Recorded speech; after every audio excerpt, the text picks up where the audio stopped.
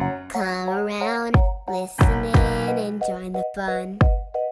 Learning as we go, new words and stories. Adventures begun. Let's open up the pages. Don't have far to look. It's all in a book. Ruthy's Reading Room. Ruthy's Reading Room. Ruthy's Reading Room. Ruthy's Reading Room. All right, my little readers, welcome to Ruthy's Reading Room. I'm Ruthy, and this is my buddy Jaw. He's my favorite stuffy, and he's joining us for story time. And today's story time will be the second part of Chandler Goes Camping. Were you all here last time? Are you joining me back again because you heard part 1 and want to find out what happens in part 2? I hope so, and maybe we have some new joiners. So if you're not already ready, run and get your stuffy or blankie and bring a friend back with you, and we'll finish the story. Run and come back now. All right, perfect. I see you're coming back, and we're all excited to find out the end of the story, right? Okay, I'm ready to read it to you, but let's get ready. Let's put our listening ears on and our hands in our lap and squeeze your stuffy if you'd like. Okay, so we already know which book it is. Chandler Goes Camping, and it's part 2. Let's jump right in. Oh, I need to check to make sure you're all ready. Let's see. Sometimes I get so excited that I skip a step. Oh, but I don't need to check, do I? Look at you all sitting quietly. Excellent. Now let's continue. We left off with Chandler and his friends. They were about to go camping. And Chandler's mom left him a tent. And what was on there? The Philadelphia Eagles. That's right. See, I knew you were paying attention. Okay, let's pick up with, Kermit's sick. Remember, Kermit was one of his friends' names? Let's find out what's going on with Kermit. I open the door and I see a bunch of people. It's my friends and their parents, the Lewis family, the Woolfolks, the Coles, the Browns, the Harrises, and the Smiths. They all came in dancing like they're on Soul Train, the old TV show that Mom and Dad talk about a lot. Miss Brown says, hey, where are your parents? They're here, staring at each other, I said. Miss Brown laughs. Those two have been staring at each other for 20 years, those lovebirds. The rest of the parents chimed in. Look, we are going to have a great time while the boys go camping tonight. It's a great time for all of us to catch up. After their parents come in and hug my parents, all of my friends lined up at the front door to do our handshakes. Kermit and I have the 2 up top, 2 down handshake. Sam and I do the side-to-side uptown slap handshake. David and I do the chest bump and 2 nods. Marlon and I do the pretty boy swag dance, 2 slaps and a nose wiggle. Vernon and I do the Incredible Hulk bodybuilding stand. Whoa, do any of you and your friends have special handshakes you do? Yeah? I can probably handle a high five. Our parents laughed so hard and thought all of our handshakes were great. Right. Now that's my kind of camping. Go inside and use the bathroom, right? Maybe that's not what they're doing. Vernon has a Spider-Man tent. Kermit has a Tennessee Titans tent. Marlon has a Dallas Cowboys tent. Sam has a Green Bay Packers tent. David has a Dallas Cowboys tent too. Of course me, Philadelphia Eagles tent. It's Mom's favorite team also. Dad's favorite team is the Dallas Cowboys. We always battle on football night against Dad. Ha ha. We all get in line to head outside to the backyard. Each of our moms gives us a hug and a kiss, and our dads give us high fives and hugs. Dad turns on the back house lights for us. We all head to the backyard with our tents and walkie-talkies. We all build our tents in a half-moon formation. All of our parents are taking pictures from the kitchen window and embarrassing us by calling us their babies. We get our tents up like we are professionals. We pump on our chests like we are apes in the wilderness. Ha ha! All of us grab our backpacks, pillows, blankets, walkie-talkies, and fall asleep. Well, except me. I can't sleep. I keep hearing crickets, frogs hopping, and creepy noises. So I pull out my flashlight in my backpack and a sketch pad, and I start drawing. I still can't fall asleep. Then I remember Mom saying, whenever you can't fall asleep, read the Bible, and it will help you have a peaceful night's sleep. Good tip. I have no idea how I can remember Mom saying that. I reached down in my backpack, and there it was. Mom had packed the kids' Bible in my backpack. So I opened it up, and Mom had a page marked with a note inside. This Mom is awesome. The note said, Chandler, no matter what happens in life, I want you to always know that Mom and Dad will be here for you. There will be times that you will help others, be scared, and not know what to do. But God will direct your path. God will give you the desires of your heart. After I read that, I hear Kermit on the walkie-talkie saying, Guys, I can't sleep, and I don't feel well. I feel really sick. My stomach is hurting. There's a pain in my left leg, and my head is hurting. I'm so hot. I don't know what's wrong with me. Everyone else is asleep. I get out of my tent to check on Kermit. I think to myself, wow, if we go back in the house, our parents will think we are not capable of camping by ourselves. It's just our first night. What do we do? What would you do? Would you call for help? Would you help yourself? Let's see what Chandler does. I asked Kermit what he wanted to do. He says, Chan, I'm a sick dude. I need my mom, but I don't want her to think I can't do this camping thing. It's only been a few hours. I know, I feel the same. Let me see what's in my backpack. Mom may have something in there to help. I'll be right back, Kermit. Sounds like they're trying to deal with it themselves. Let's see. All of the parents slept over in our guest bedrooms that night. I could hear them laughing and talking about the old days. They were all still awake even though it was so late. What should we do? I could hear Kermit's mom, Teresa, so I know she would want to know if he's sick. What do I do? I'm scared. I don't know what the best thing to do is. I go back to my tent to see if Mom has packed any medicine or drinks or something that could help him. I reached down inside of my backpack, and there was a blanket with a note attached to it. The stethoscope that I used years ago when I would go into hospitals with my dad to help people, and a bunch of food. Oh, and if you're wondering what a stethoscope is, it's a thing Dad gave me to listen to people's hearts beating. He had an extra one, so he gave me one. Pretty cool. My mom had packed everything. There was a note on everything. Wow, my mom and her notes. Good grief. This note said, Chandler, wrap yourself in this prayer shawl at night. It was given to me when I was sick and didn't feel well. I had it cleaned. It's warm and it will keep you protected. While it was being made, Miss Linda prayed over it. She prayed that whoever is blessed with it is loved, protected, cared for, and happy. Another great note from his mom.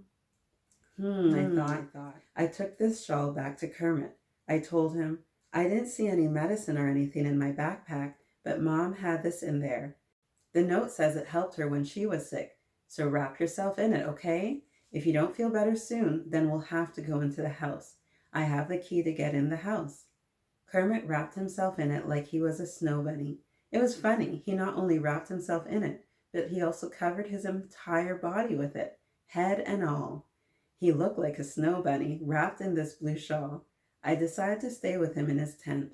I could hear Mom in my head saying, Did you stay with Kermit to make sure he was okay like a big brother? I am my brother's keeper. Within minutes, the other guys could hear Kermit moaning in pain, and they came over into the tent, asking what's going on with Kermit. Kermit's moaning like he is in a lot of pain, but it was kind of funny too.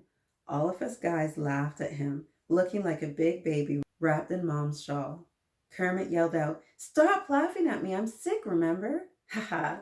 We all waited in Kermit's tent for about 30 minutes to see if he would feel better. Soon we got tired and fell asleep. When we woke up, I heard my mom asking, "Are you guys okay? Are you all in one tent now?" We all look at Kermit to see if he's okay. He was still wrapped in Mom's prayer shawl. Kermit said, "Hey, I feel better. My leg and stomach are not hurting anymore, and I'm not hot. This blanket must be magic. It's a magical blanket. It's really warm." Wow, what just happened? Did Mom's blue prayer shawl make him feel better? I told my mom that we are all okay and excited about night number 2. Wow, that prayer shawl really did some work, didn't it? All right. The next chapter is called You Become Who You Hang Around. This sounds like a good lesson. Listen up. The guys and I brushed our teeth and talked about our first night and what we want to do the second night.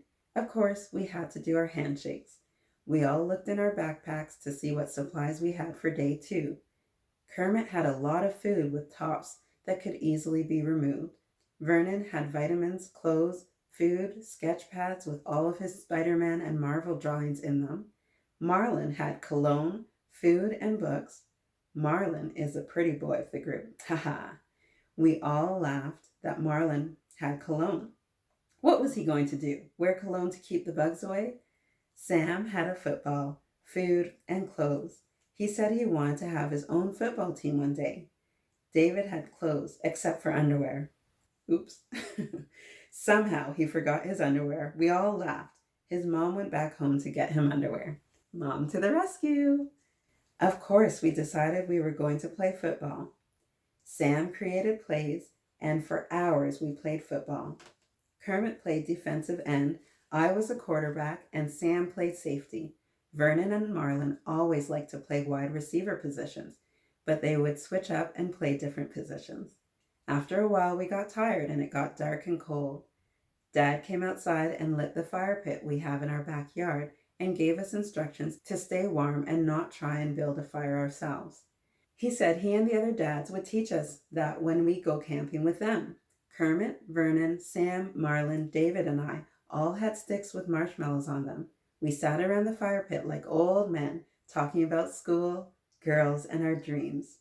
Mom always says you become who you hang around. So who do you hang around? Are they good influences? Do they sometimes get you in trouble? Yeah, you want to hang around people who will lift you up and put you on the good path. It was pretty cool listening to everyone's dreams and goals. Kermit dreamed of being a football player. He wanted to play for the NFL. Sam dreamed of owning his own football team. David dreamed of being an incredible tennis star, like his Uncle Arthur. Marlin dreamed of owning his own company, creating apps for us kids. Vernon dreamed of having superpowers. That's cool. I want a superpower. He was really great at drawing. Sometimes I would get him to draw She-Ra and He-Man for Michaela and me. Michaela loved it. And me, I dreamed of being a doctor like my dad. I envisioned myself with a white coat on, nerdy glasses, and a stethoscope around my neck. I dreamed of being married to a pretty lady who's very smart like my mom. I've wanted to be a doctor ever since I was 3 years old, walking around the hospital with my dad. Mom still has pictures of me at 3 years old, wearing a white coat and a toy stethoscope. What do you dream of being? Yeah? Do you have examples in your life of people who are doing what you want to do? It's important, right? To see people doing what you want to do, and especially seeing people who look like you who are doing what you want to do. It's inspiring. Go after your dreams, little readers. I guess now is a great time as any to tell you guys while we are eating marshmallows, to tell you about the stuff I used to do as a kid, I said. My mom used to travel a lot. Dad would have to take me to the sitter when he would go to work at the hospital. So he'd take me to Miss Latanya's house when Mom was out of town. One day, she wasn't available and Dad had no other option but to take me to work and pray that someone would take care of a 3-year-old while he worked. Well, the nursery area said they would, but I got out. I was bored there with them, so I ran out and ended up in a room with a kid that wasn't feeling well. The nurse came looking for me, found me, but everyone in the room had already fallen in love with me by the time the nurse came to get me. At 3 years old, I was already talking like an adult. Everyone thought something was either special or crazy about me. It was weird. It was like I could feel the pain that everyone was dealing with. I didn't want them to hurt, so I would go into everyone's room and hold their hands. I would get out of nursery like I was breaking out of jail. I kept finding myself in patients' rooms that were kids like me. Then later that day, I ended up in 2 rooms of older people that were very sick. They would talk and I would just listen. I would stay for about 20 minutes in everybody's room. I would hold everyone's hand and say, I will pray for you. That's amazing at 3, right? Everyone started taking pictures of me in their rooms and called me Chandler, the angel, or Chandler, the future doctor. What's your story, Kermit? Kermit says, I used to carry around a blanket until last year. Don't you guys tell anyone. Haha, we all laughed. It's not funny, he said. I calmed everyone down. I can't explain it, Kermit continued. I don't know why I carried around a blanket like Linus.